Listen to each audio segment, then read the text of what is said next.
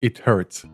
Honestly, even writing this, even thinking about this specific mechanic felt like a genuine chore. That little icon is the exact moment the game tells you that you have stopped being a legendary hero of the Wasteland and officially become a caravan Brahmin. We log on to explore, to fight giant bats, and to rebuild the world, and instead we spend half our playtime staring at the box. And why? Is it really just a cynical attempt from Bethesda to frustrate us enough into buying a Fallout First subscription? Is the scrapbox really just a paid cure for a disease they intentionally gave us? As something of a professional hoarder myself, I had to find out. Today we are going to look under the hood of the human brain, the game design that exploits it, and what we can do to fight back. Be ready, I did my homework, and I'm gonna be throwing some smart words at you. So whether you're new, battle-scarred, or just here for the drama, welcome. Hi, my name is VL, and like many of you, I'm a hoarder. I'm a day one player, I have 3 separate Fallout accounts, I have 15 characters, and out of those 15 I only actually play 1. And the rest is just for storage. 2 of those mules are so far beyond the carry weight limit that they are effectively frozen in time, a monument to my early days greed. Back then, I was a completionist. I was a proud owner of every single outfit and plan obtainable in the game, but there was a price to pay. My game literally lagged every time I opened my stash. In my first weeks in Fallout 76, I didn't get far at all. I only traveled south from Vault 76 to the Ash Heap, and it took me around 100 hours. It took so long because I was a vacuum cleaner with legs. I was looking for anything that could be broken down, even though I had no idea what I was going to do with the screws and the springs I was collecting. At the time, the stash limit was only 400 pounds, and once I hit the stash limit and my character was not able to move properly anymore, that's when I started asking, why am I even doing this?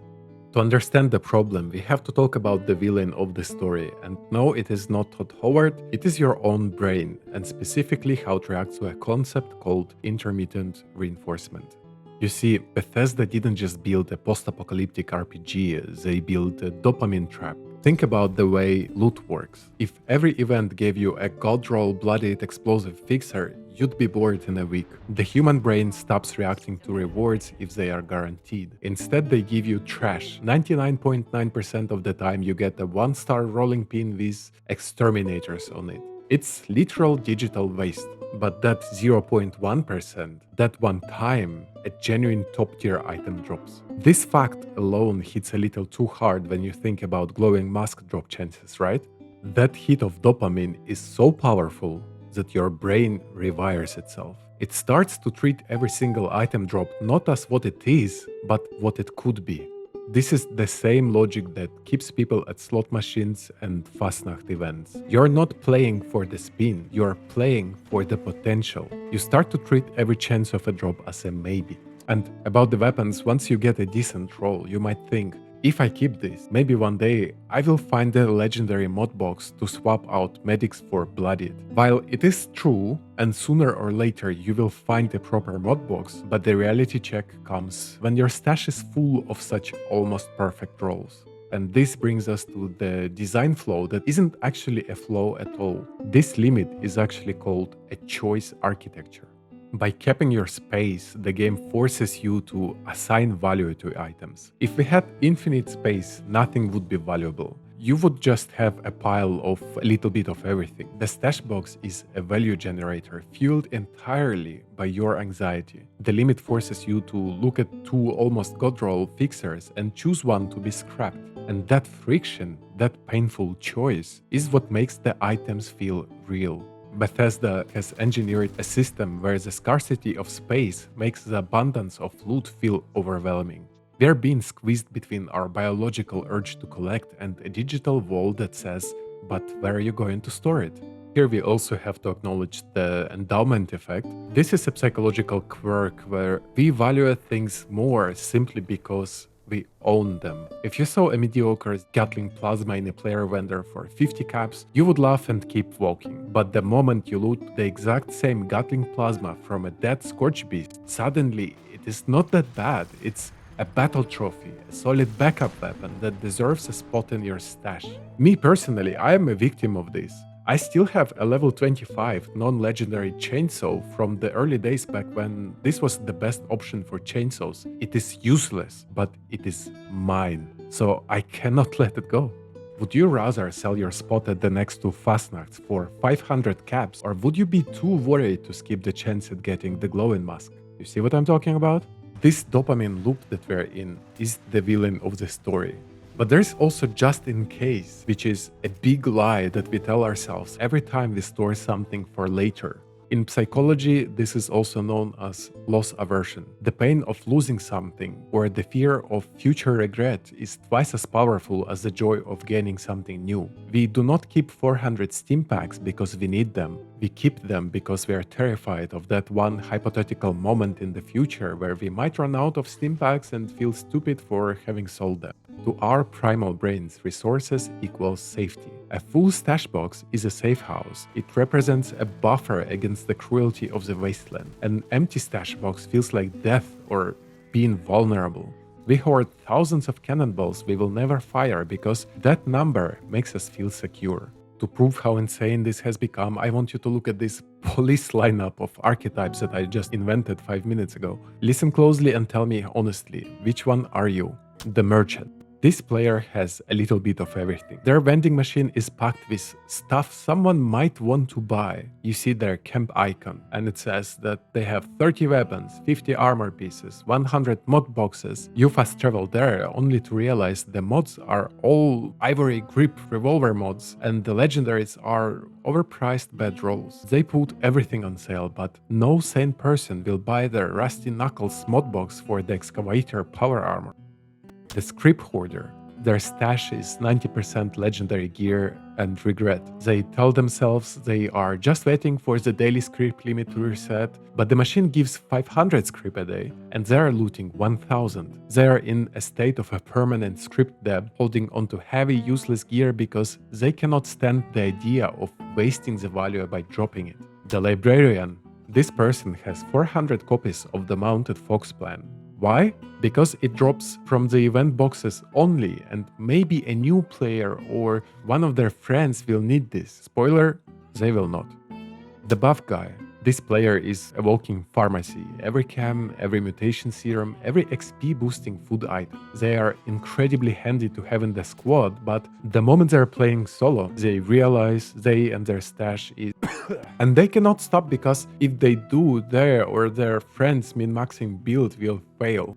Of course, the mixes of the above can also happen. You ask me which one of them is me? Oh, I was all of them at some point. Just look at my mules. This poor soul without an ear is my librarian. My over-the-top characters are merchants and script hoarders. And me myself, I'm the buff guy. No build I have goes without the traveling pharmacy perk card. But do you see the pattern here? Every single type is fueled by the fear of what if address me. And this is a proper time to address Fallout first. While it is a massive convenience, we have to recognize the dark patterns at play. By making the solution to a design-intended frustration a monthly subscription, Bethesda has created a very effective business model. It would be amazing for the company's image to lessen the restrictions for everyone, to give us even a limited version of the scrap or ammo boxes for free. But sadly, we live in a world where money matters more than image. And even Fallout First doesn't fully solve the problem because the subscription is a bandage, it is not a cure. And certain items are character bound. And sadly, I have a lot of certain items or items with emotional values that I refuse to get rid of. And before we talk about how to fix this, while I was cleaning my own inventory, I actually found 3 duplicate glowing masks, so I figured I would add some fuel to the hoarding fire and give them away to 3 PC players. To enter, just tell me in the comments which hoarder type you are. Only comments that explicitly name your type will count. Good luck, and with that, let's fix it. So, how do we deal with that? First of all, I'm not saying you just have to toss most of your stuff away. It all starts with a realization. Time is the only non-renewable resource in Fallout 76. Every minute you spend at a train station staring at your inventory trying to shave off 5 pounds so you can fast travel is a minute you are not enjoying the game. If you spend 20 minutes an hour managing your weight, you are paying a 30% hoarder tax on your own life. We gotta understand that the most valuable thing in your stash isn't the gold roll, it is the empty space, and after thousands of hours in this game, I've realized that this stash limit, it is just a puzzle. And here's my short tactical manual on how to beat it. Weight reduction perk cards like Batteries Included or Through Hiker do not work on your stash box. If you're going to hoard maybe gear, hold it on your person and lock it not to scrap it. Between backpacks and weapon weight reduction, armor mods, or perk cards, your pockets are literally bigger than your stash. Be reckless. If it is easy to craft or get later, it is sold or trashed. Food and drinks, if it is not buff food or perfectly preserved pie your girlfriend got you, it gets tossed.